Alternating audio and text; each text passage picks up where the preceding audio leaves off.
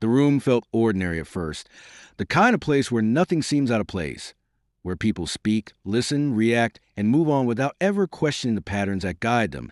And that is what made it so convincing, because what feels natural is rarely examined, and what is not examined is easily accepted as truth. And the people in the room existed within that acceptance, not consciously, not deliberately, but automatically, because they had never been given a reason to see it differently. And at the center of that quiet rhythm stood Friedrich Nietzsche, not interrupting it, not opposing it, but observing it. And observation reveals what participation conceals, because to see something clearly, one must step slightly outside of it. And Nietzsche stood at that edge, not fully separate, but not fully inside. And that difference created something subtle, something that could be felt but not easily explained, a quiet tension that moved through the room without a clear source. And people began to notice it, not directly, not consciously, but enough to feel that something was different. And difference, when it cannot be explained, creates discomfort, and discomfort, when left without explanation, often turns into resistance. And resistance seeks expression, and expression arrives in the form of question.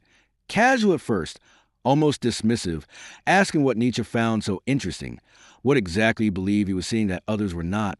And the question carried a hint of challenge, but also something deeper, something closer to unease, because people do not like the feeling of being seen in ways they do not understand.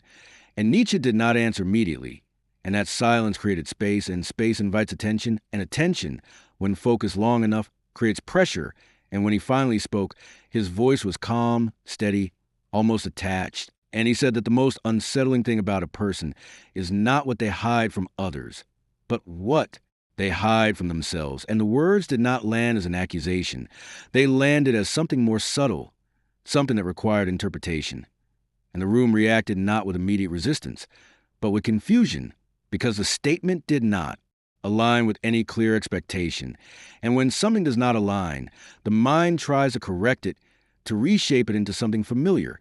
And one of the men laughed, lightly at first, dismissing the idea's unnecessary complexity, saying that people know who they are, that identity is something clear, something stable, something that does not require constant questioning. And the laughter spread, not because it was understood, but because it restored comfort. And comfort is what people seek when something unfamiliar appears. And Nietzsche did not react, did not challenge the laughter, did not defend his statement. And that lack of reaction created something unexpected, because when a man does not respond to dismissal, the dismissal begins to lose its force, and the laughter, though still present, became less stable, less certain. And one of the men stepped forward again, this time more directly, asking what Nietzsche meant, asking whether he was suggesting that people did not truly know themselves. And Nietzsche looked at him, not with confrontation, but with clarity, and said that most people do not discover who they are, they inherit it. And the words moved differently this time, because they were more precise, more direct, and the room felt it, not as agreement, but as disruption, because now the idea had taken form, and form is harder to ignore, and the tension that followed was no longer subtle. It was present, visible in the way people shifted, in the way attention narrowed, in the way the room, once casual, became focused, and something had begun. The laughter did not disappear immediately, but it changed, becoming thinner, less certain, as if it no longer came from confidence, but from habit. And habit, once exposed, begins to lose its strength, because it no longer feels natural.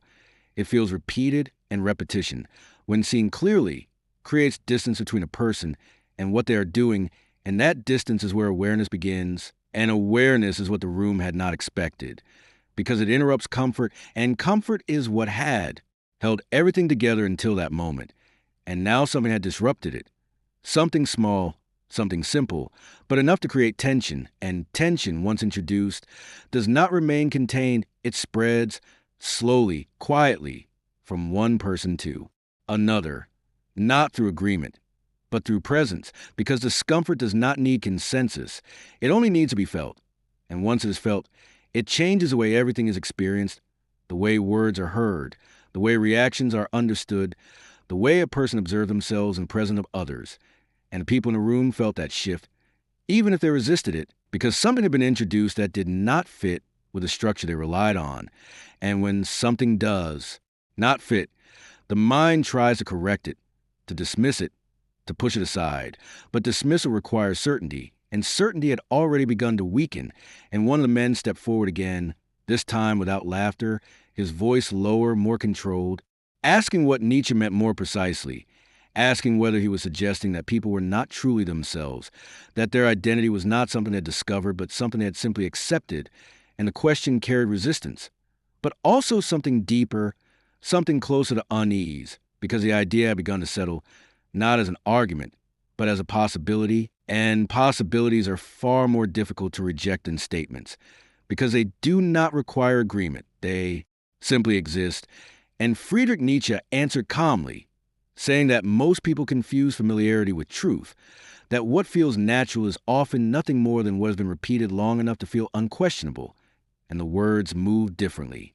This time, because they did not challenge directly, they redefined something fundamental, something people had always assumed without question, the idea that their sense of self was stable, fixed, and entirely their own, and redefining something so deeply embedded creates instability because it forces a person to reconsider what they have always accepted as certain, and that reconsideration is not comfortable. It does not resolve quickly. It lingers. It creates tension, and the room felt that.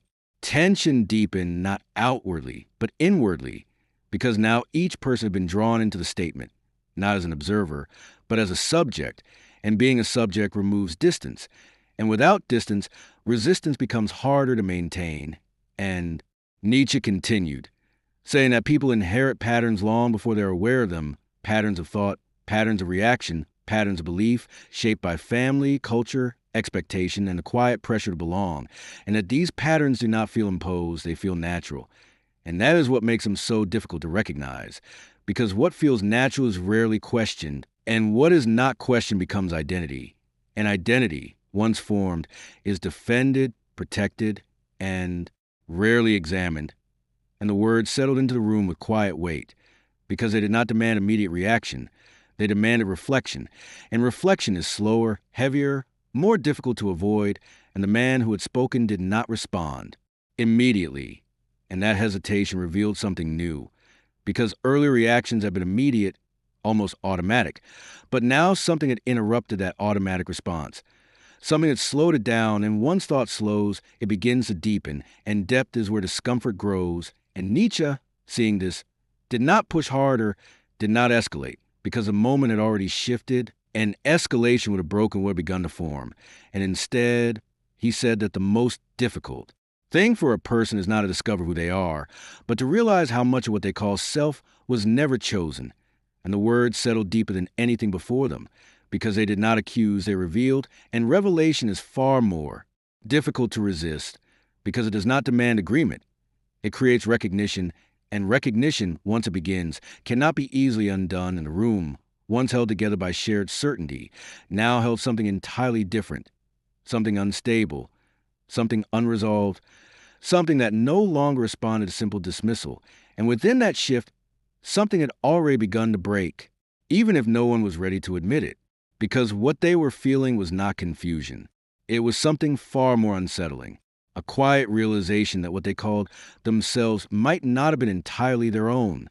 And for the first time, the room was no longer certain, but it had not yet understood what that uncertainty would demand. The room did not break apart. It remained exactly as it was, but nothing within it felt the same, because something had shifted, not in what was said, not in what was visible, but in how it was being experienced, and that difference was enough to change everything, because once a person begins to question what feels natural, what feels automatic, what feels like their own, they cannot fully return to the state before that question existed. And the people in the room felt it, even if they could not fully explain it, because something had been introduced that did not require agreement to exist, something that had already begun to alter the way they saw themselves.